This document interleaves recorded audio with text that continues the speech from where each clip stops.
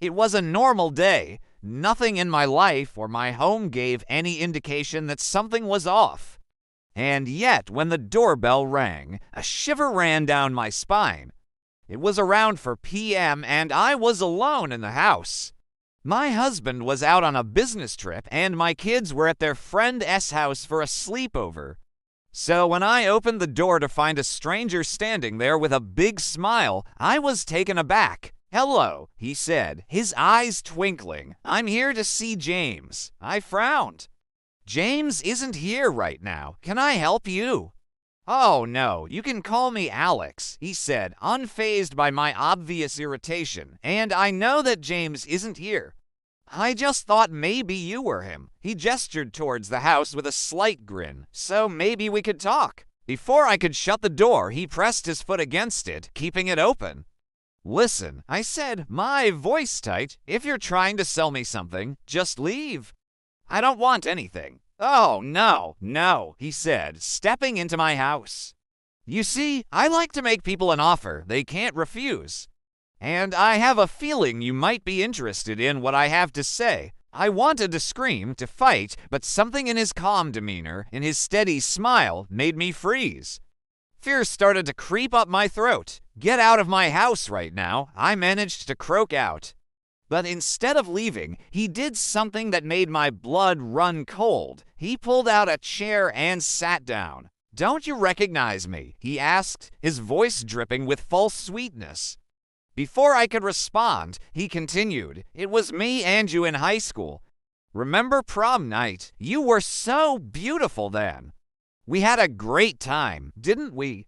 You were the only girl I wanted to ask." A strangled cry escaped my lips. How could I have not known? His face, the way he talked, the eerie familiarity of it was all coming back to me, but in fragments that made no sense. "What do you want?" I whispered, my voice shaking. He leaned forward, his eyes boring into mine. "Just a little chat, old friend, just to catch up on all those wonderful years that we've lost." He paused, letting the silence stretch between us. "You look different? Have you had some work done?" "You look the same." His words hung in the air, heavy with meaning. What did he know? Why was he here?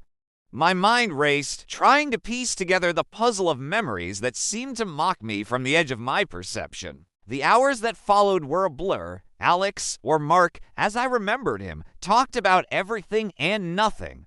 He told me stories about our childhood, about our families, about shared friends.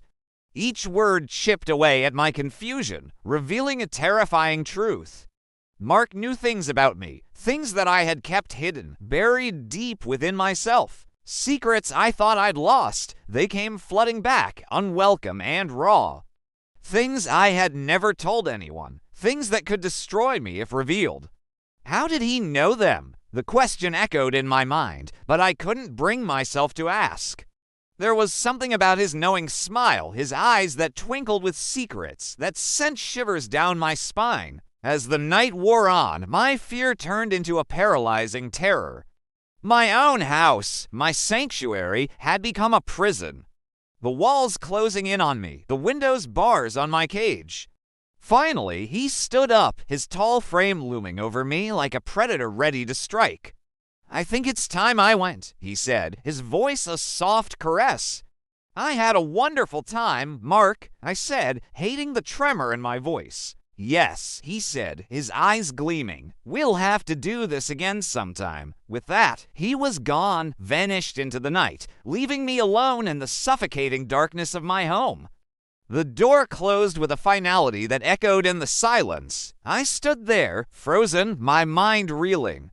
The secrets I'd buried, the lies I'd told myself, they were out in the open now, and I had a feeling Mark wasn't the only one who knew about them. The realization hit me like a tidal wave, stealing my breath, leaving me gasping in the sudden rush of terror. I had never felt so exposed, so utterly violated. The world I thought I knew seemed to crumble around me, revealing a terrifying truth. Sometimes the most terrifying strangers are the ones who know too much about us,